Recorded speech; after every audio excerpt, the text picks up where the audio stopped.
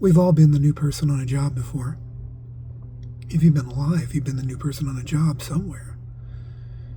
It's always intimidating, at least to me a little bit. You get into a new place, and everyone knows where to go. Everyone knows what they're doing. They all have goals. They're all working together. They all have their own set of customs and culture. What time they go on break, what time they come back from break, when they get in, when they clock in. Sometimes people clock in, like a whole plant will clock in 15 minutes early. Sometimes people routinely are 5 minutes before time to go. It's always different. They also have their own language, their own way of talking, way of expressing things, their own lingo, slang. And everybody understands it but you. Because you're the new guy. Imagine, if you would, with me, setting your feet on foreign soil, another country. And as you get out of the plane, you don't know the cultures, you don't know the customs, you don't know the language. You just know that there's something you need to share with them. Our waters today flow from the book of Genesis, chapter 11, verses 6 through 9. And the Lord said, Behold, the people is one, and they have all one language, and this they begin to do. And now nothing will be restrained from them, which they have imagined to do. Go to, let us go down, and there confound their language, that they may not understand one another's speech. So the Lord scattered them abroad from thence upon the face of all the earth, and they left off to build the city. Therefore the name of it is called Babel, because the Lord did confound the language of all the earth, and from thence did the Lord scatter them abroad upon the face of all the earth. The story of the Tower of Babel is one that we hear about in Sunday school as children. We hear about a lot.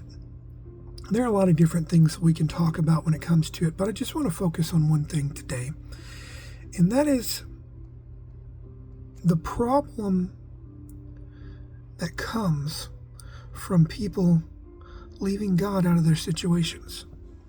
See, the Tower of Babel, they wanted to build a tower in the heavens, and they were all working together as one person, one mind, one language, without God. You see, when we discard God from our lives and we group ourselves together, all we really do is begin to fuel our own imaginations and begin to fuel our own desires. And the more and more people come together without God, the more dangerous it becomes. I understand that it's hard to witness to people. I understand that it's hard to share your testimony. I understand that it's hard to go out and reach a lost world sometimes. You don't know where to start. But what happens when we hoard the gospel itself and our treasure, and we build these towers that are adorned in Christian iconography, and they look like God might be there, but we never bother to bring him in? And much less, what happens when we prevent others from doing it? I know this is kind of a weird subject to talk about in a message like this, but there are people out there who are willing to give everything they have for the gospel of Jesus Christ. They are willing to go into the highways and into the byways. They're willing to go into war zones. They're willing to go all over the world and in our country, in the crazy places, in the nasty places, the places you wouldn't want to go. They're willing to go there with the gospel.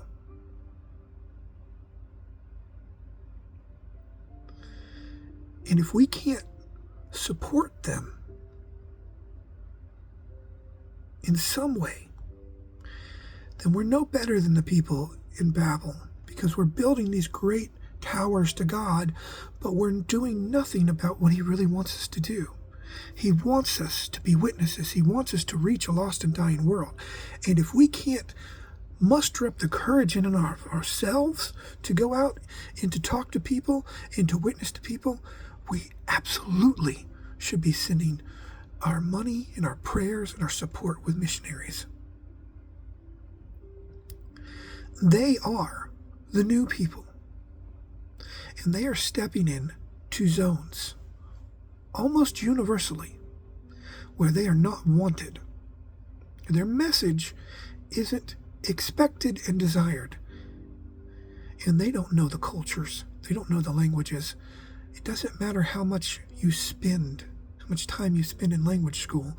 You've got to live among people to understand the people. So I want to challenge you today to do more than you're doing. Don't keep your light hidden. Share it with people.